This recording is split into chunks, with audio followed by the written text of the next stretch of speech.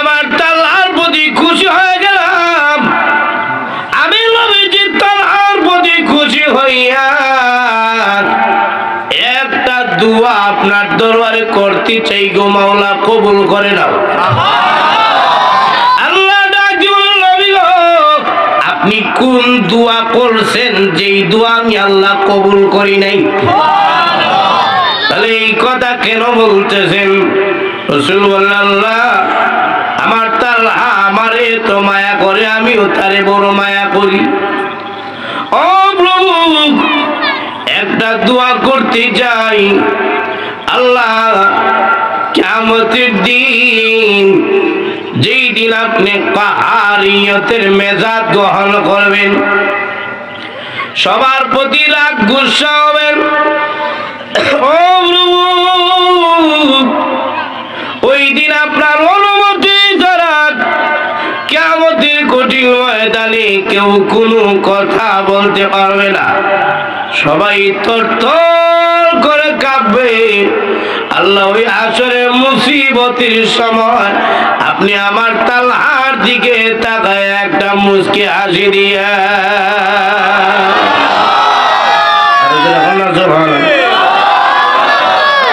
রসুলকে মহব্বত করবে, সে রসুলের হাতে হাউজে কাউসারের পানি পান করবে। 3 নম্বর হলো যে নাকি রসুলকে যত বেশি মহব্বত করবে তার হাসরটা হবে রসুলের সাথে। তাহলে আমি আর আপনি সবচাইতে বেশি মহব্বত করতে হবে রসুলকে। এখন দেখি না, ইতিহাস প্রমাণ করে সাহাবায়ে কেরাম দুনিয়ার সব কিছুর চাইতে আল্লাহ এবং রসুলকে বেশি মহব্বত করেছে। না আরো আসতে কোন সুবহানাল্লাহ। বাবার চাইতে মায়ের চাইতে সবার চাইতে সাহাবায়ে কেরাম বেশি মহব্বত করছেন রসুলকে। উদাহরণস্বরূপ একটা ঘটনা বলি। আল্লাহ নবী রাহমাতুল লিল আলামিন যখন হিজরত করে মক্কা থেকে মদিনায় গেলেন, রসুলের সাথে সবাই আইসা মুসাফা করতে লাগলো এবং সালাম দিচ্ছে আর মুসাফা করতেছে। রসুল বলেন, এইভাবে দিদি রাস্তাঘাটে সবাই মুসাফা করে, এগুলো একটু বেশেব লাগে কারণ মানুষ বেশি। রসুল বলেন একটা জায়গার মধ্যে গিয়ে বসি। এক ঘরের মধ্যে রসুল বসলেন। ওই ঘরের মধ্যে সবাই গিয়ে রসুলকে সালাম দিতে লাগলো, আসসালাতু ওয়াসসালামু আলাইকা ইয়া রাসূলুল্লাহ, এবং রসুলের সাথে মুসাফা করতে লাগলো। সুবহানাল্লাহ কি কইতেন না? আরে ভাই আমি আর হুজুরে যদি মুসাফা করি, আমি আর হুজুরের সাথে মুসাফা দুজন, কিন্তু রসুলের সাথে মুসাফা করা এটা কি সমান নয়? আর ওদের কোনো সমান হয় নাকি? আল্লাহর পরে যেই নবীর মর্যাদা, সেই নবীর সাথে হাত মেলানো, এর অর্থ হলো আপনার জন্য জাহান্নামের আগুন হারাম হয়ে যাওয়া।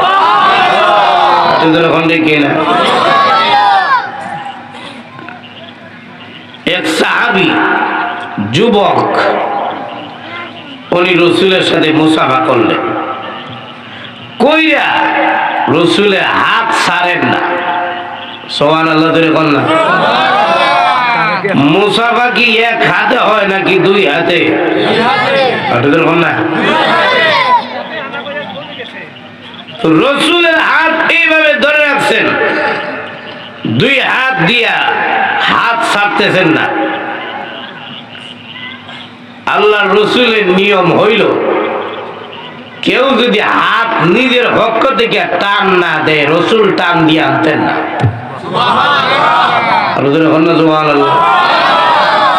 আর আমরা নিয়ম হইল গিয়া কুদ্দুর লাগায় লাগায় জায়গা কোন রকমে হইলেই হইছে নাই করে এর থেকে ভালো।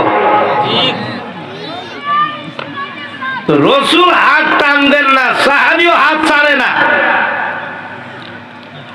আল্লাহ নবী বলেন, ও যুবক, তুমি যে আমার হাতের মধ্যে এইভাবে ধরলা, রিজার্ভ করে লইছ নাকি? এমনি ডেকে ডেকে বলেন, সাবিরে, আমার হাত যে তুমি এইভাবে ধরে রাখলে, আমার হাত কেন ছাড়ো না? সাহাবী ডেকে ডেকে বলেন, ইয়া রাসূলুল্লাহ, ইয়া হাবিবাল্লাহ, আল্লাহর নবী গো, আমার মনের মধ্যে একটা তামান্না, আমার মনের মধ্যে একটা খায়েশ। কি আশা বলো? ওই সাহাবী ডেকে ডেকে বলেন, ইয়া রাসূলুল্লাহ, আমার মনের একটা আশা হইল, আমার এই টুট দিয়ে আপনার নুরানি হাতের মধ্যে একটা চুম্বন করতে চাই। আল্লাহ নবী বলেন, রে সাহাবী, তোমার নাম কি? সাহাবী বলেন, আমার নাম তালহা। তোমার বাবার নাম কি? আমার বাবার নাম বারা, তালহা ইবনে বারা। তোমার বাবা কি মুসলিম? বলে না, আমার বাবা কাফের। আল্লাহর রাসূল বলেন, তুমি মুসলিম, তুমি আমার বন্ধু, আর তোমার বাবা কাফের, সে আমার দুশমন। আর দুশমনের ছেলে হইয়া আমি রাহমাতুল লিল আলামিনের হাতে চুম্বন করতে চাও?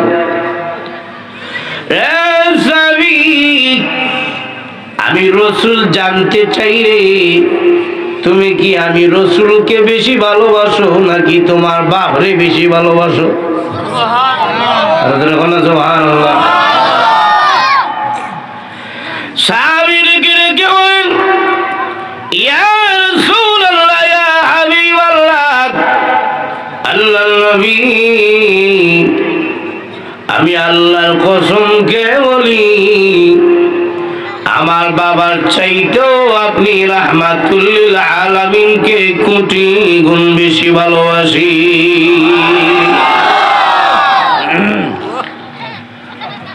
আল্লাহ রাসূল বলেন, তাই নাকি? বিলহা। রাসূল একটা তরবারি হাতে দিয়ে বলেন, প্রমাণ করো। নাও দিলাম তরবারি, এই তরবারি দিয়া তোমার বাবার মাথাটা কাটতে লইয়া হলো।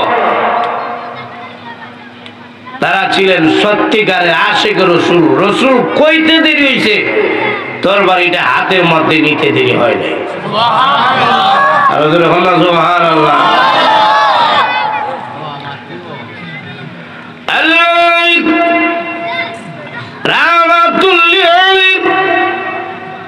এমনি ডেকে ডেকে বলতে যাস না, আমি রসুল আসল তোকে পরীক্ষা করতে চেয়েছিলাম, তোর অন্তরে আমি নবীর মহব্বত বেশি নাকি তোর বাবার মহব্বত বেশি। প্রমাণ হয়ে গেছে, তোর অন্তরে দুনিয়ার সবার চাইতেও আমি রাহমাতুল লিল আলামিনের প্রতি মায়া মহব্বত বেশি। বলুন তো দেখি, যার প্রতি রসুলের এত মায়া, সেই নবীর কি তার এই উম্মতের প্রতি মায়া কম না বেশি? কম না? তালহা রাদিয়াল্লাহু তাআলা কিছুদিন পরে অসুস্থ হয়ে গেছেন, বিছনা থেকে উঠতে পারেন না। আল্লাহর নবী রাহমাতুল লিল আলামিন খবর পেয়ে আসলেন। আয়া তাকায় দেখেন এমন অসুস্থ হয়েছেন, হযরত তালহা বিছনা থেকে উঠতে পারেন না, বেহুশ হয়ে আছেন। আল্লাহর নবী বলেন, ও তালহা, রাত্রি চলে তালহার যে অবস্থা, মনে হয় আমার তালহা বিদায় হয়ে যাবে। যে তালহা আমার এত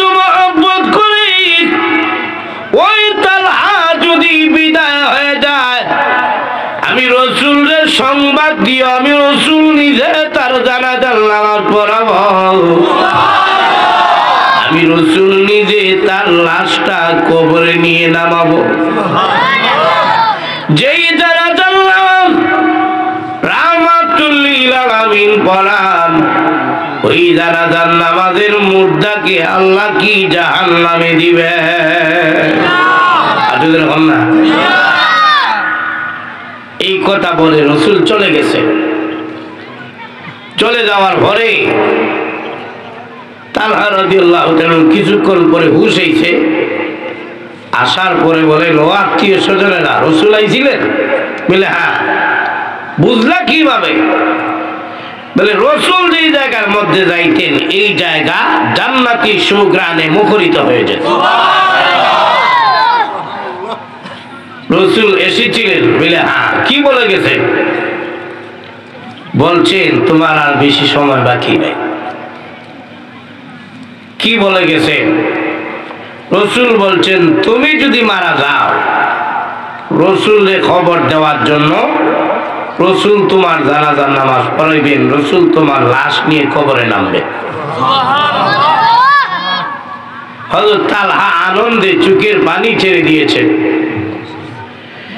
এমনি তালহার আত্মীয় স্বজনদেরকে তালহা রাদিয়াল্লাহু তাআলা বলে, ও আমার আত্মীয় স্বজনেরা, তোমাদের কাছে একটা আবদার, ওসিয়ত রাখতে চাই। ওসিয়তটা হইল, আমি যদি মারা যাই রসুলের সংবাদ দিও না। সুবহানাল্লাহ, জোরে বল না। সুবহানাল্লাহ এখন কইতেন না, পরবর্তীতে কইবেন। আমি মারা গেলে রসুলকে খবর দিও না। বলে কেন? রসুল যদি তোমার জানাজার নামাজ পড়ায়, তোমার কবরে নামেন, তোমার লাভ। তাহলে রসুলকে কেন সংবাদ দিব না?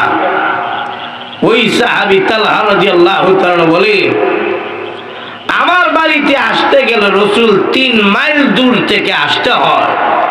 মাঝখানে রসুলের দুশমন ইহুদি খ্রিস্টানদের বাড়ি আছে। যদি রসুল আমার জানাজার নামাজে আসতে গিয়ে কেউ যদি রসুলের গায়ের মধ্যে একটা টুকা মারে, আমি সহ্য করতে পারবো না। যদি আমার নবীর কোনো ক্ষতি হয়, আমার একজনের জানাজার নামাজ পড়াইলে আমি জান্নাতে চলে যাব, আর আমার জানাজার নামাজের জন্য যদি রসুল আসেন আর রসুল যদি শহীদ হন, গোটা মানব জাতি বঞ্চিত হয়ে যাবে রসুল থেকে। সুতরাং রসুলকে খবর দিও না। তালহা রাদিয়াল্লাহু তাআলা বিদায় হয়ে গেছেন। বিদায় হওয়ার পরে আত্মীয় স্বজনেরা দাফন কাফন দিয়ে ফেলছেন। সকালে রসুল সংবাদ পাইলেন যে আপনার তালহা তো বিদায় হয়ে গেছে। রসুল বলেন, তার জানাজা হয়েছে নাকি? বলে হ্যাঁ, তার জানাজা শেষ, দাফন কাফন শেষ। আশ্চর্য, যেখানে আমি রসুল বলে আসলাম যে আমি তার জানাজার নামাজ পড়াবো, দাফন কাফনের সব ব্যবস্থা করব, তার জানাজাটা দেওয়া হইল কেন? আল্লাহর নবী তালহার বাড়িতে চলে গেছেন। গিয়ে বলতেছেন, হে তালহার আত্মীয় স্বজনেরা, তোমরা কেন তালহার জানাজার নামাজ পড়াই ফেললে এবং তাকে দাফন দিয়ে ফেললে? কারণ কি? এমনি আত্মীয় স্বজনেরা বলে, ও আল্লাহর নবী, তালহা নিষেধ করেছে। কেন? আপনার সম্মানে, আপনার ইজ্জতে, আপনার নিরাপত্তার জন্য তালহা নিষেধ করেছিল, যেন আপনার কষ্ট না হয় আসতে। আল্লাহ রসুল এই কথা শুনলেন। এই কথা শোনার পরে আল্লাহর নবী চোখের পানি ছেড়ে দিয়ে তালহা রাদিয়াল্লাহু তাআলা কবরস্থানের সামনে গিয়ে দাঁড়ায় গেছেন। সুবহানাল্লাহ। ওই সময় নবীজি একটা দোয়া করছেন হযরত তালহার জন্য। সুবহানাল্লাহ, বলেন তো দেখি, রসুলের দোয়া করতে দেরি হয়, কবুল হইতে দেরি হয়? রসুল দোয়া করতেছেন, প্রভু আমার তালহা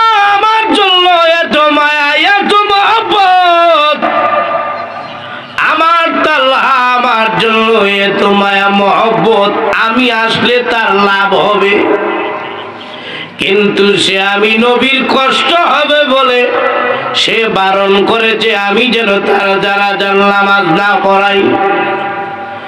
ও আল্লাহ, আমি আমার তালহার প্রতি খুশি হয়ে গেলাম। আমি নবীজি তালহার প্রতি খুশি হইয়া একটা দোয়া আপনার দরবারে করতে চাই গো মাওলা, কবুল করে নাও। আল্লাহ ডাক দিলেন, নবী গো, আপনি কোন দোয়া করছেন যেই দোয়া আমি আল্লাহ কবুল করি নাই? তাহলে এই কথা কেন বলতেছেন? রাসূল বললেন, আল্লাহ আমার তালহা আমারে তো মায়া করে, আমিও তারে বড় মায়া করি। ও প্রভু, একটা দোয়া করতে যাই, আল্লাহ কিয়ামতের দিন, যেই দিন আপনি কাহারিয়তের মেজাজ গ্রহণ করবেন, সবার প্রতি রাগ গুসা হবেন। ও প্রভু, ওই দিন আপনার অনুমতি ছাড়া কিয়ামতের কঠিন ময়দানে কেউ কোনো কথা বলতে পারবে না, সবাই তরতর করে কাঁপবে। আল্লাহ ওই আসরের মুসিবতের সময় আপনি আমার তালহার দিকে তাকায় একটা মুচকি হাসি দিয়া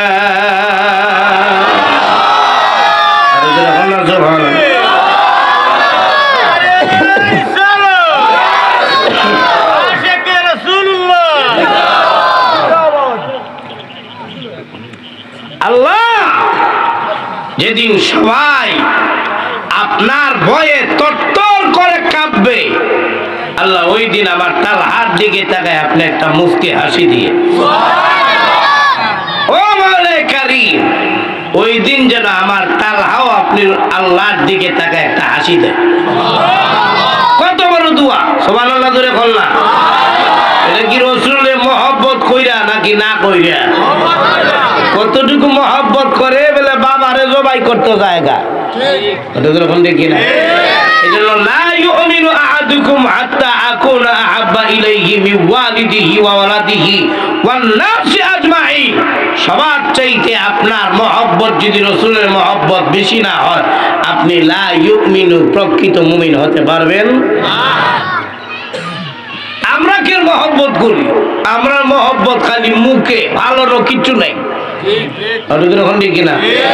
নামাজ নাই, রোজা নাই, সূরা কেরাত কিচ্ছু ঠিক নাই। কিনা? আর আগের যুগে যারা সাহাবা, এমনকি মহিলাও এমন আছে, বাচ্চার চাইতেও রাসূলের বেশি মায়া করছে। আর এরকম না? হযরত বিলাল যখন ঘোষণা দিয়ে যান, কে আল্লাহর নবী রাহমাতুল লিল আলামিনের আশিক, ঘরে বসে দেখো না যুদ্ধের ময়দানে যাওয়ার জন্য মসজিদে নববীর সামনে কাতার সোজা হচ্ছে। আশিক রাসূলরা ঘরে বসে দেখো না এক মহিলা চোখে পানি ছেড়ে দিয়ে কাঁদে। তার ছোট্ট বাচ্চারা ঘুম থেকে উঠে জিজ্ঞাসা করে, ও মা আপনি কাঁদেন কেন? এমনি মহিলা ডেকে ডেকে বলে, ছেলে রে, কান্নার কারণ হলো ওই মুহূর্তে বিলাল ঘোষণা দিয়েছি আল্লাহর নবীর আশিকেরা যুদ্ধের ময়দানে যাওয়ার জন্য লাইন রেডি হয়ে যাচ্ছে, লিস্টি হচ্ছে। এখন আমি তো মহিলা মানুষ, যুদ্ধের ময়দানে আমাকে নেওয়া হবে না, আমার বড় কোনো ছেলেও নাই, তোর বাবা আগের যুদ্ধে শাহাদাত বরণ করেছে, এখন আমি যে কাউকে দিতে পারলাম না, এই জন্য কালি এমনি ছোট্ট বাচ্চা ডাক দেওয়া গো, আপনি কান্দেন না, আমারে পাঠায়া দিন, আমি আপনাকে গাজীর মা বানাবো, না হয়তো শহীদের মা বানাবো। আমাকে নিয়েছিলেন ছোট্ট বাচ্চাকে রাহমাতুল লিল আলামিনের দরবারে নেওয়ার জন্য মসজিদে নববীর সামনে নিয়ে গেছেন। ছোট্ট বাচ্চা নিয়ে মা লাইনের মধ্যে দাঁড়ায় গেছেন, এই বাচ্চা যুদ্ধে দিব। সুবহানাল্লাহ জোরে বলুন। সাহাবী লিস্টি করতে আসছেন, এসে বলেন মা এই বাচ্চারা কেন দাঁড়ায় আছেন, বলে যুদ্ধ দিব। না এই ছোট বাচ্চারা হবে না, হবে কি হবে না, রাসূলের সংবাদ দাও, আল্লাহর নবীকে সংবাদ দাও। রাসূল আসলেন, এসে বলেন মা গো, ও মা ছোট বাচ্চা যুদ্ধের ময়দানে দিবেন কিসের জন্য? এই বাচ্চা কি কোনো কাজে লাগবে নাকি? আপনার বাচ্চা কি ঘোড়া দৌড়াইতে পারবে? বিলেলা পারবে না। আপনার বাচ্চা কি তরবারি চালাইতে পারবে? বিলেলা তরবারি চালাইতে পারবে না। আপনার বাচ্চা কি ডাল প্রতিহত করতে পারবে? বিলেলা পারবে না। তাহলে কেন আপনার বাচ্চা যুদ্ধের ময়দানে দিবে? মহিলা তখন ডেকে ডেকে বলেন, আল্লাহর নবী গো, আমি আপনাকে আমার বাচ্চা চাইতে কোটি গুণ বেশি মহব্বত করি। জানি আমার বাচ্চা ডাল চালাতে পারবে না, তরবারি চালাতে পারবে না, ঘোড়া দৌড়াইতে পারবে না, কিন্তু কোন বেঈমান কাফের যখন আপনার গায়ের মধ্যে তীর মারতে আসবে, তীর ফিরানোর জন্য ডালের প্রয়োজন হবে, ওই সময় আমার বাচ্চাটাকে ঢাল হিসাবে ধরে রাখবেন। বাচ্চার কলিজায় আঘাত লাগতে আমি রাজি, কিন্তু আপনার শরীরে একটা টুকা লাগবে, আমি মহিলা কখনো তা সহ্য করতে রাজি না। আল্লাহ নবী বলেন, ও মা নিয়ে যাও তোমার বাচ্চাকে, নিয়ম ওই না, নিয়ে যাও তোমার বাচ্চাকে। সামনে যদি কোনো যুদ্ধ হয়, ওই যুদ্ধের মধ্যে তোমার বাচ্চারে লাগাই দিও। এমনি বাচ্চাকে যখন নিয়ে যান, এমনি বাচ্চা ডেকে ডেকে বলেন, মাগো নিয়ে যাচ্ছেন কেন?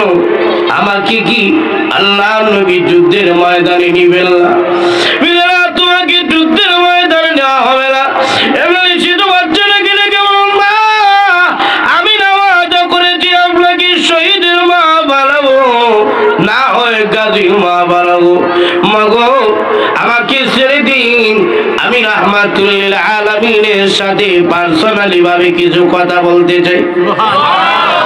আর যখন না সুবহানাল্লাহ, এমনি শিশু বাচ্চা আল্লাহ রাহমাতুল লিল আলামিনের দরবারে হাজির হয়ে বলেন, আল্লাহ নবী গো, আমাকে কি যুদ্ধের ময়দানে নিবেন না? বলে না, নিব না। কেন নিবেন না? নবীজি আমি কিন্তু শহীদের সন্তান, আমার মা কিন্তু আপনার আশেক। নবীজি আমাকে যুদ্ধের ময়দানে নেন। আচ্ছা তোমাকে নিলাম, বলো দেখি তুমি কোনো কাজে লাগবা নাকি? তীর চালাইতে পারবা নাকি ধনুক চালাইতে পারবা, নাকি তুমি ঢাল দিয়ে প্রতিহত করতে পারবা, নাকি ঘোড়া দৌড়াইতে পারবা? কিচ্ছু পারবা নাকি? ছোট্ট বাচ্চা এবার রাসূলের সাথে যুক্তি দেয়, যুদ্ধে যাওয়ার লাগিয়া।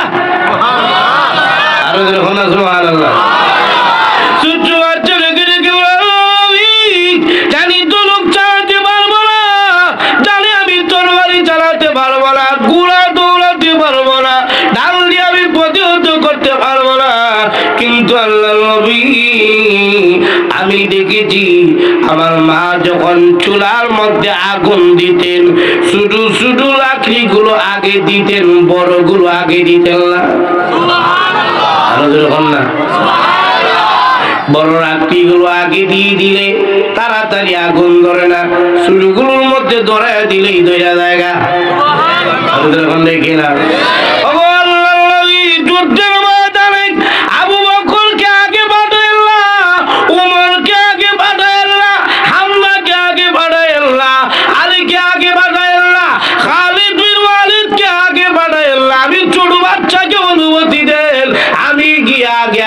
যুদ্ধের ময়দানে গিয়ে শহীদ হইয়া যুদ্ধের ময়দানের আগুনটা তাড়াতাড়ি ধরাইয়া দেয়।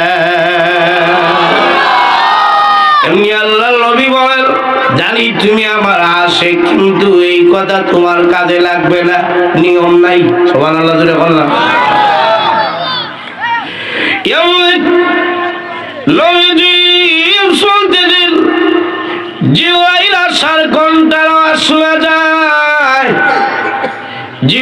জিবরাইল আসতেছে। জিবরাইল এসে বলেন, আল্লাহর নবী গো, জানি গো এই বাচ্চার লিস্টি, এই বাচ্চার নামটা আপনাদের লিস্টির মধ্যে নাই, কিন্তু নবীজি এই বাচ্চার নামটা মহান আল্লাহর লিস্টির মধ্যে উঠে গেছে। এজন্য সবচাইতে নবীর মহব্বত আমার আপনার ভিতরে বেশি থাকলে আপনি পূর্ণ মুমিন হতে পারবেন না, হয়তো পূর্ণ মুমিন হতে পারবেন না। আপনার দলের চাইতে রাসূলের মহব্বত কম হবে না বেশি হবে? আর না, আপনার নেতার চাইতে রাসূলের মহব্বত আপনার অন্তরে কম হবে না বেশি হবে? আপনার জায়গা জমির চাইতে ছেলে সন্তান সব কিছুর চাইতে রাসূলের মহব্বত কম হবে না বেশি হবে? বেশি হইলে আপনি মুমিন, নইলে আপনি কমই। আর দেখি না এক্সট্রা ভাবে এই কথাগুলো কইয়া লইলাম।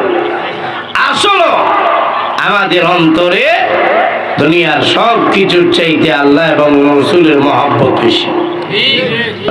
দেখি না ওয়াল্লাযীনা আমানু আশাদ্দু হুব্বান লিল্লাহ।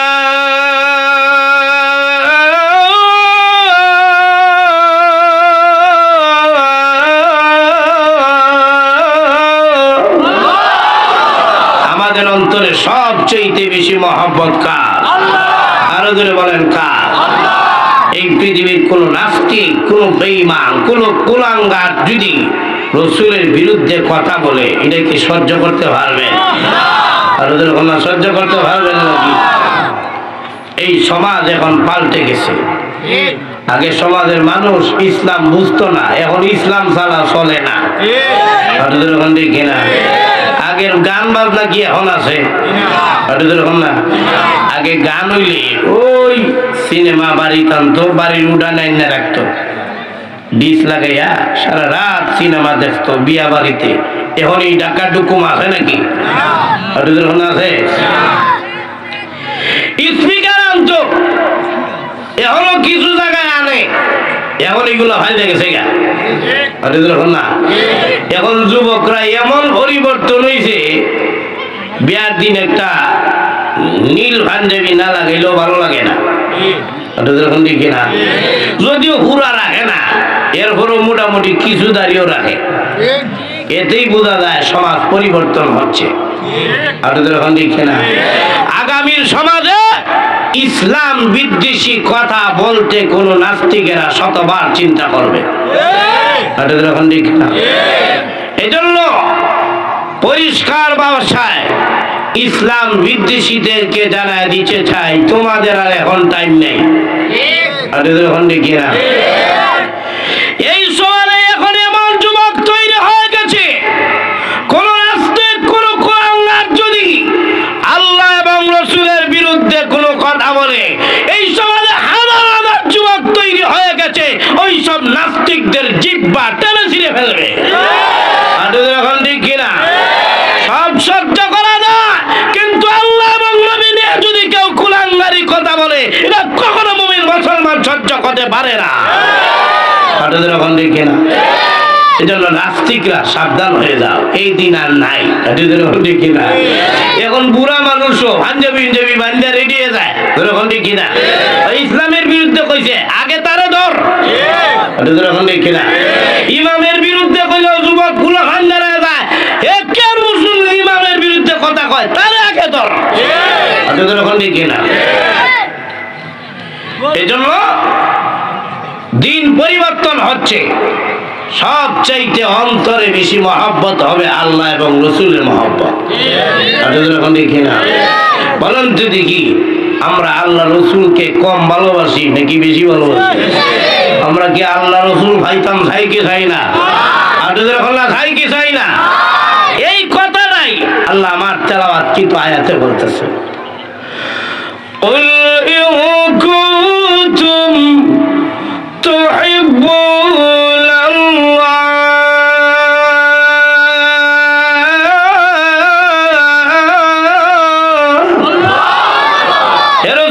যারা এই কথা বলে যে আমি আল্লাহকে ভালোবাসে। সবাই আমরা কাকে ভালোবাসি? আল্লাহকে ভালোবাসি। কেন আল্লাহকে ভালোবাসেন কেন বলে এর কয়েকটা কারণ। এর মধ্যে প্রথম নম্বর কারণ হলো আমাদের সবার বানানেওয়ালাকে আস্তে দিয়ে বুঝলেন সন্দেহ আছে নাকি? সবার বানানেওয়ালাকে আরো দূরে বলেন কে?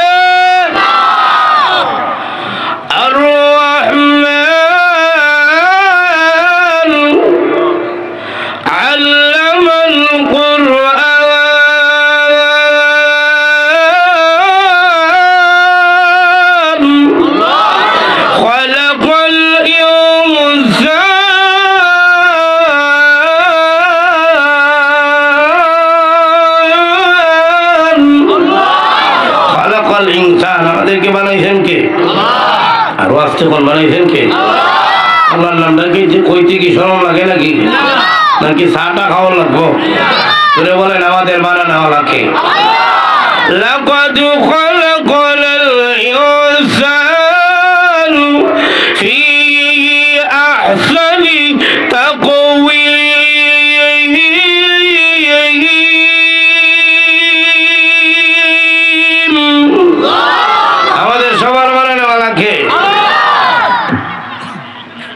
আল্লাহকে কেন ভালোবাসবো?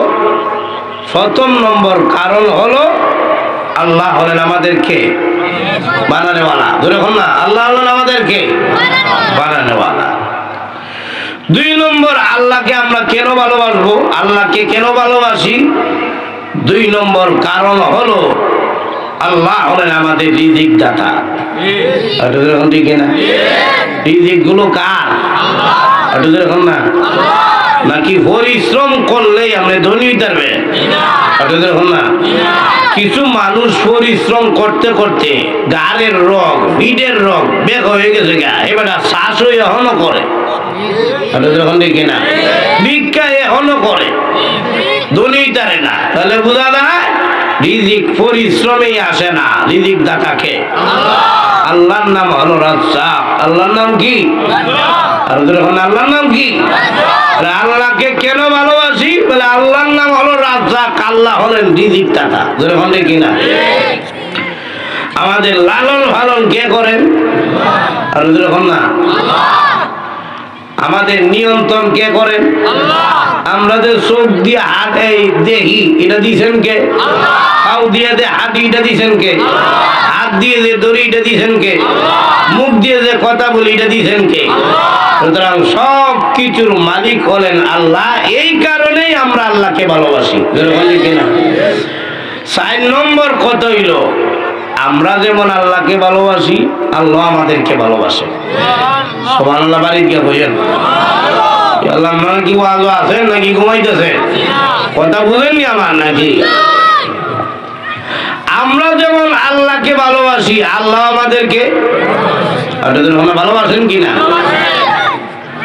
আমরা কতদূর ভালোবাসি এটা হিসাব করতারি না। আমি যদি ঘুমায় ঘুমায় চিন্তা করি তো দেখবো না আল্লাহর ভালোবাসার চাইতে জাগার ভালোবাসা বেশি।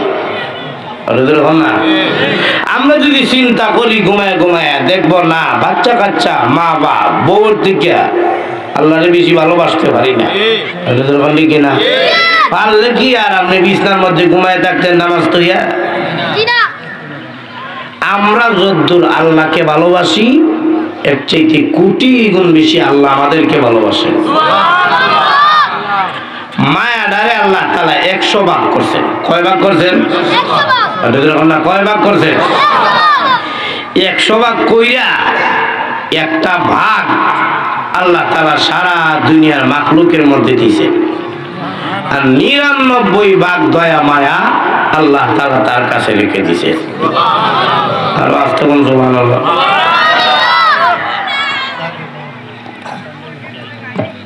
আল্লাহর নবী ডেকে ডেকে বলে, ও সাহাবীরা ওই যে তাকায় দেখো জেলখানার মধ্যে এক মহিলা তার কুলের বাচ্চা হারায় গেছে। কুলের বাচ্চা খুঁজতেছে, খুঁজতে খুঁজতে কুলের বাচ্চা খুঁজে পায় না। এখন মহিলা একটা বাচ্চা কুলে নেয়, তাকায় দেখে না এটা তার বাচ্চা না, ছেড়ে দিয়েছে। সামনে দৌড়ায়, গিয়ে তাকায় দেখে আরেকটা বাচ্চা। এই বাচ্চাটা কুলে নিচে তাকায় দেখে না, এটা তার বাচ্চা না। দৌড়াইতে দৌড়াইতে 3 নম্বর বারে গিয়ে তাকায় দেখে এটা তার বাচ্চা। এবার কুলের মধ্যে লইয়া মা বাচ্চার মুখের মধ্যে, গালের মধ্যে, টুটের মধ্যে, নাকের মধ্যে, একেবারে চোখের মধ্যে, একেবারে কপালের মধ্যে চুম্বন দেয় আর চোখের পানি ছেড়ে দিয়ে কান্দে আর বলে, আল্লাহ আমার হারানো বাচ্চা খুঁজে পাইছি। আর ওদের সুবহানাল্লাহ। ওই যে বাচ্চা পাইয়া কতটুকু খুশি হয়েছে এটা কি ওয়াজ করে বোঝানো যাবে? সাহাবায়ে কেরাম বলেন, আল্লাহর নবী গো, বাচ্চা হারামা, বাচ্চা পাইয়া কতটুকু খুশি হয়েছে এটা তো ওয়াজ করে বোঝানো যাবে না। আল্লাহর নবী বলেন, ও সাহাবীরা, ওই বাচ্চা হারামার চাইতে আমার আল্লাহর দয়া মায়া তার বান্দা বান্দীদের প্রতি আরো কোটি গুণ বেশি। বাচ্চা হারামা বাচ্চা পাইয়া যতটুকু খুশি হয়ে গেছে, কোন গুনাহগার বান্দা বান্দি যখন চোখের পানি ছেড়ে দিয়ে, গুনার রাস্তা ছেড়ে দিয়ে মহান আল্লাহর দরবারে এসে তওবা করে, মহান আল্লাহ তাআলার দয়া মায়া ওই বান্দা বান্দির প্রতি আরো কোটি গুণ বেশি বেড়ে যায়। সুবহানাল্লাহ। আল্লাহর দয়া মায়াটা কম না বেশি? ইযা যাকারানি আবদি ফি নাফসিক যাকারতু ফি নাফসিক ওয়া ইযা যাকারানি ফি মালাইন যাকারতুহু ফি মালাইন খায়রিন মিন ওয়া ইন আতানি ইয়ামশি আতাইতুহু হারওয়ালা আও কামা ক্বালা আলাইহিস সালাতু ওয়াস সালাম। আল্লাহর নবী বলেন, ও উম্মতেরা, জননী আল্লাহর কত দয়া, তার বান্দাবান্দিদের প্রতি।